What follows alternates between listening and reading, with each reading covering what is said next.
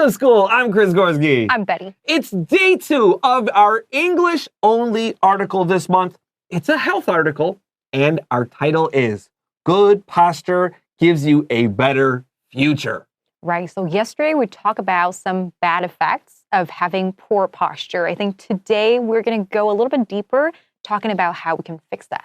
Posture means how you sit. Good posture means you are sitting up with your head over your shoulders. You are not leaning forward.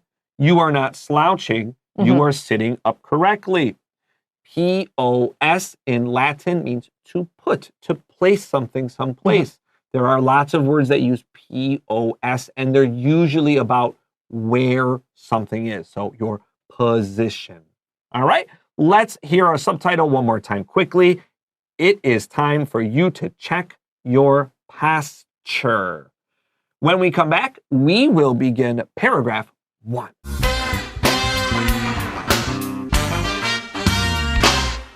Good posture gives you a better future. If you are experiencing back and neck pain caused by poor posture, fixing how you sit is a matter of urgency. However, it might take you some time to adjust to the right posture. First, think about how you sit and try to keep your back straight. Pull your shoulders back and imagine your head being pulled toward the ceiling. Then, imagine pulling your belly button toward your spine. Maintaining this position can be challenging at first. So, you should try doing simple exercises to strengthen your muscles. In addition to keeping your back straight, there are a few other things you can do to keep good posture. When you sit, your back should touch the back of the chair, and there should be a space between your knees and the front of the chair. If your back doesn't touch the chair, consider using a pillow for support. Crossing your legs changes the position of your spine, so it's important to keep your feet flat on the floor. Your feet should also be in front of you instead of being tucked under the chair. And remember, the more you practice good posture, the easier it will become.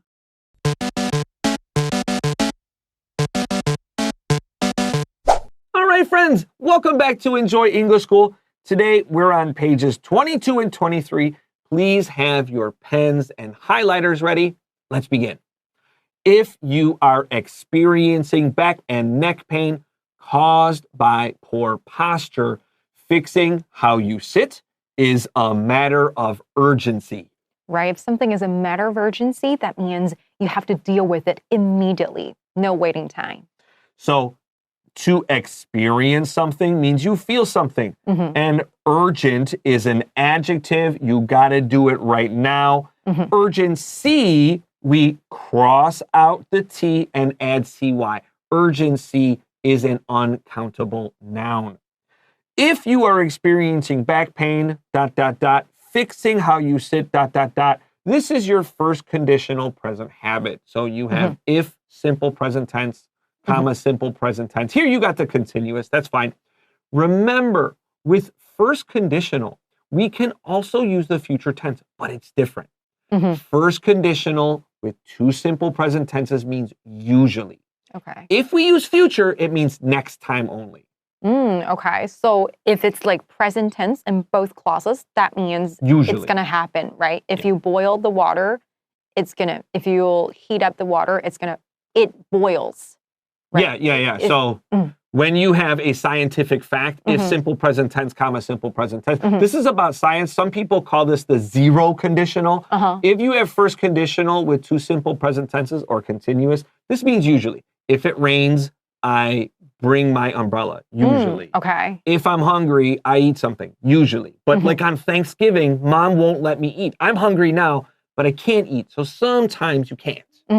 All right, let's move on. However, it might take you some time to adjust to the right posture. And adjust is an important vocab word. So adjust means making changes slowly, slightly, a little bit for each time, and adjust to. To is also a preposition, so you do need a noun after just to. Please draw some parentheses. So we know these are together, okay? Adjust to. Draw those parentheses so you remember that these two have to be together. All right, with that, let's take a quick little break. And when we come back, we got paragraph 2.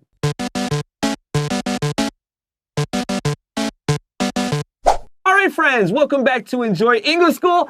It is May 10th, and we're on pages 22 and 23. We are talking about good posture gives you a better future. Now, good posture talks about your back.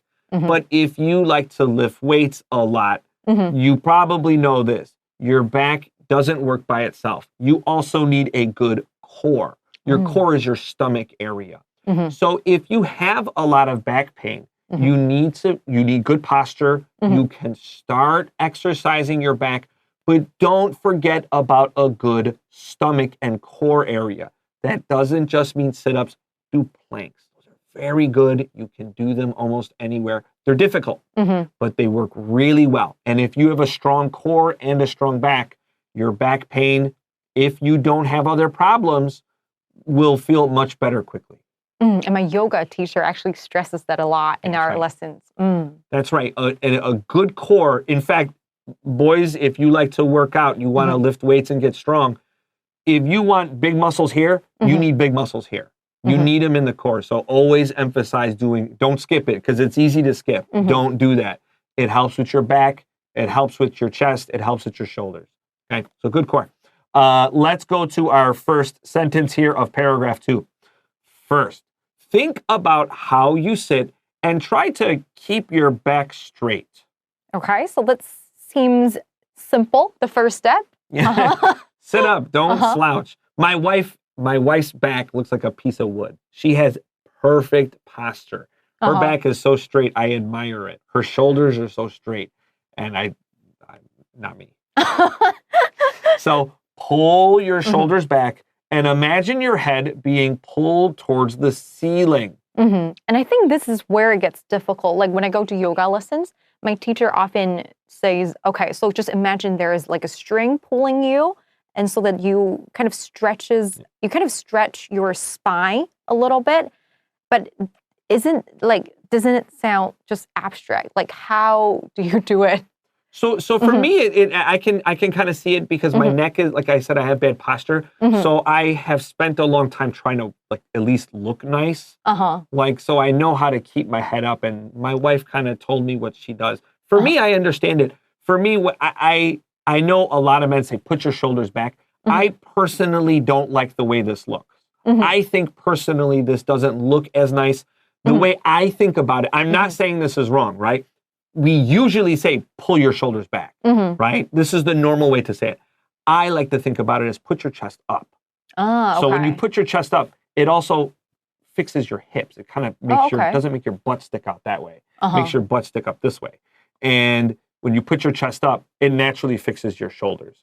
I think the way we usually say it in English is not as clear as put your chest up. Or for beginners, it's hard for you to control your muscle to have the right posture. That's right. This is the mind-muscle connection. Right. Yeah, and you know, because you're saying you take yoga, you have learned to feel and control your muscles better. I have learned to feel that I'm wrong, but not correct my posture. Yeah. Okay, well, you're on the journey of you're learning about this. Self-discovery. All right, let's go to our next sentence. Then imagine pulling your belly button toward your spine. Okay, so pulling it that way. Okay. So your head's up, shoulders back. Basically, just suck in your tummy. Suck in your belly. Okay. Yeah. Yeah. When you take pictures, do you have to? You're still nice and young. Do you have to worry about your stomach? Yeah, all the time. Yeah, me too. Yeah. And listen, I'm not like a big fat guy or something, but I just look at food now. At my age, I just look at food and it's because fat builds up here first. It really does. Yeah. It really does. And if you start to lose here, you start to lose your muscle too. Right. Everyone recently is, Chris, you're so skinny. I'm like, dude, I lost like 2 kilograms. All right. All right, let's go on. maintaining this position, maintaining this posture can be challenging or difficult at first. So you should try doing simple exercises to strengthen your muscles. Actually, I'm also learning how to like suck in my belly, like whenever I'm walking or whenever I'm doing lessons, because like I have one student pointed out to me once that I look like slim with my like arms and feet, but I just have like tummy. A tummy, yeah, stomach, a belly. Right, so I feel a little bit bad about it. That's fine. You can make fun of them too. Listen, I make fun of my kids all the time. It's okay. Like if you're going to make fun of me, I will make fun of you, little kid. How old is this person? But that person's like 50 years old. Oh, we're going to make fun of that person too. Really? Young, make fun of young, make fun of old. You're in good shape. I don't know where I can like make fun of their teeth or hair. Everybody's sensitive about something. No, I'm joking here, of course. When we strengthen something, we want to make it strong. Right. Strengthen is a verb that means to make strong. Right. And here at first just means in the beginning. So because you haven't made it into a habit, you need to take it step by step.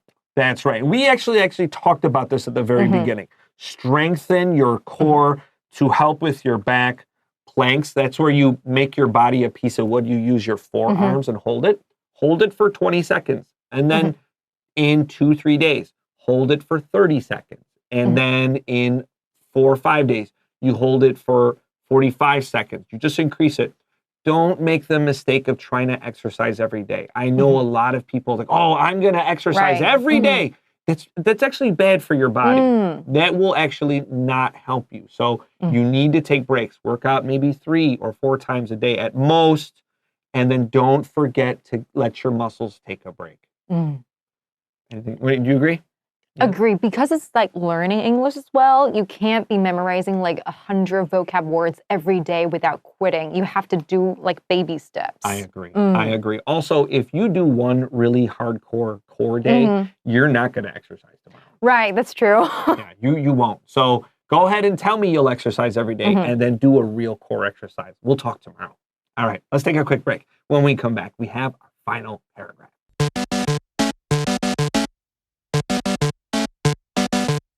All right, friends, welcome back to Enjoy English School. It's the English only article, and we are talking about good posture gives you better future. Betty.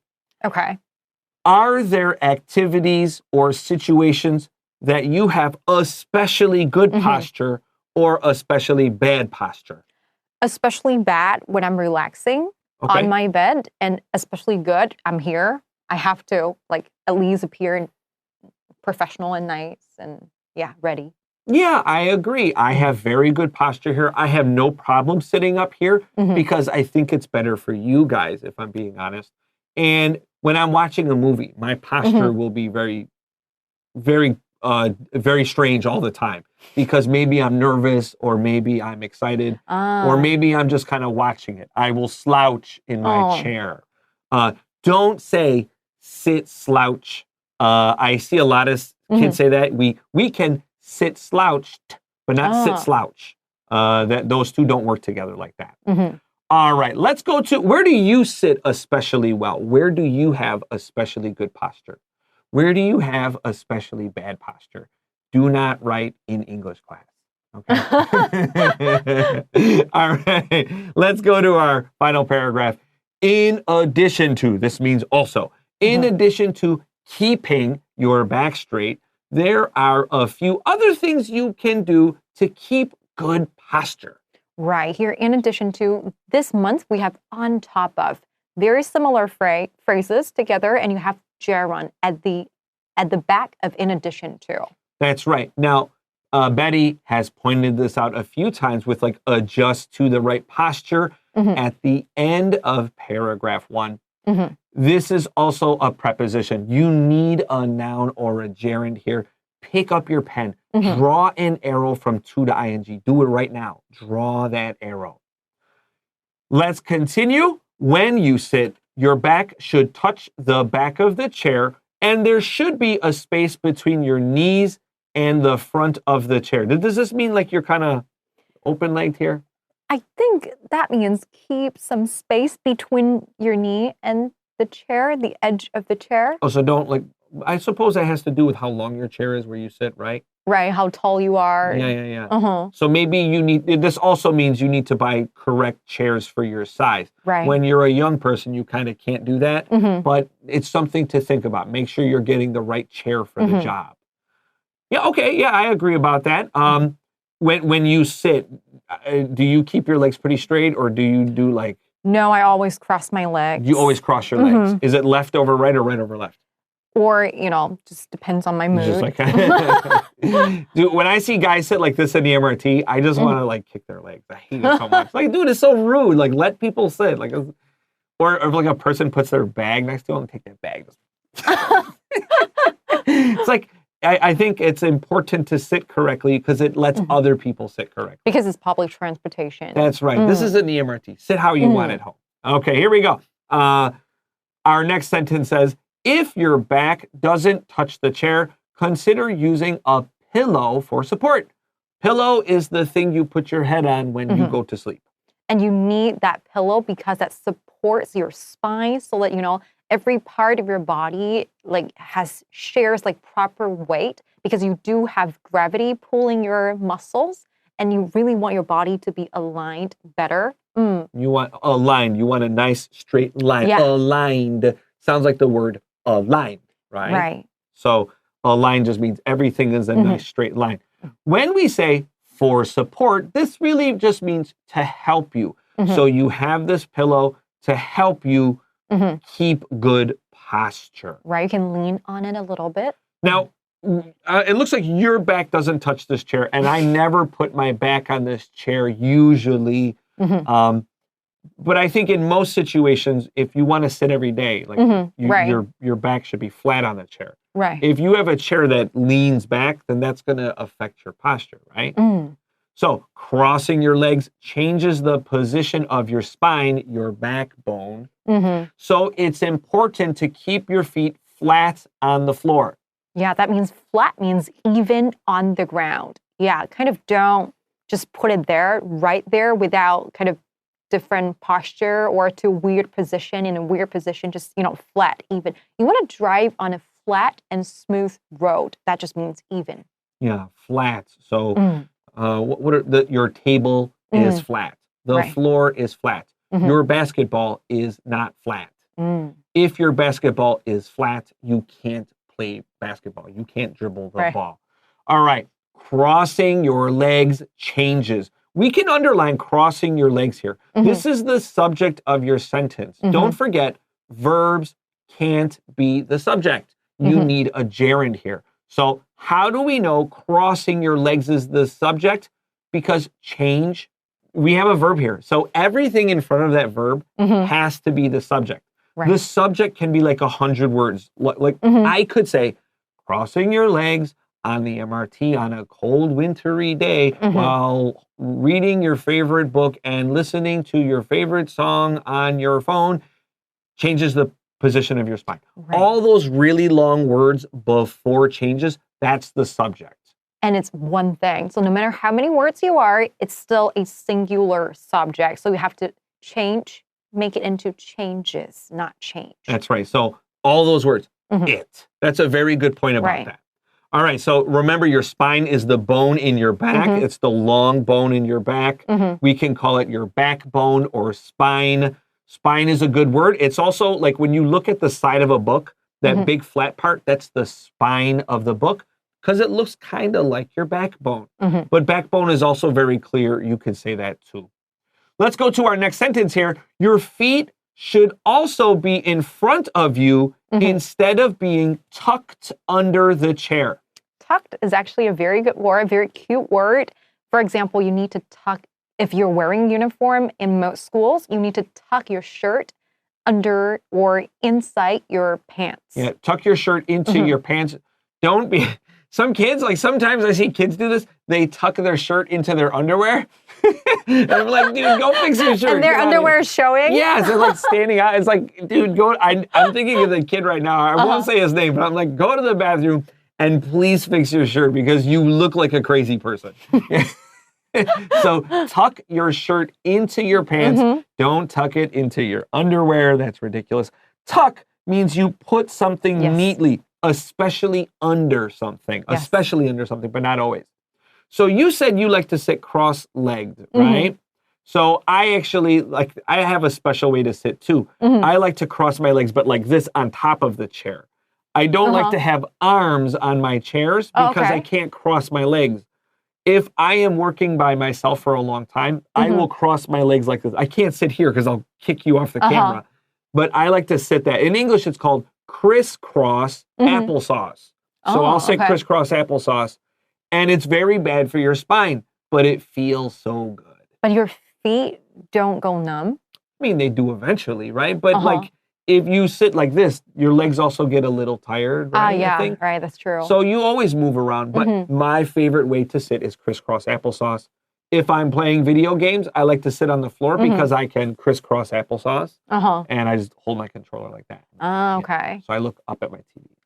So good posture. Good posture is important for gaming too. We often think it's like this, but like this, you can react better because you can see more this way. So if you like to play online bang bang shooty games, you want good posture because it lets you see effectively. If you're slouched, your eyes are at weird angles. Yeah, that's a convincing point, isn't it? I know how to talk to the boys. Boys, listen, we want first place, right? You gotta be able to sit properly. You need good posture, okay? Right. Now, on a more serious note, and this is a good one. I want you to pick up your blue pen right away. Underline instead of. So we can see instead or instead of, and students screw this up all the time. But let me make it easy, okay? Instead of is 2 words. And when we say instead of, we have something in front of instead of and something after instead of. Because instead of is 2 words, you don't want the second thing. So let's look at this sentence. Your feet should also be in front of you instead of being tucked under the chair. So we don't want being tucked under the chair because instead of is 2 words. Right, so the second one is the unwanted one. That's right. And lastly, and remember, the more you practice good posture, the easier it will become. Yeah, make it into a habit. And then it's easy. All right, we're out of time for Enjoy English School. I'm Chris Gorski. I'm Betty. We'll see you next time. Bye-bye.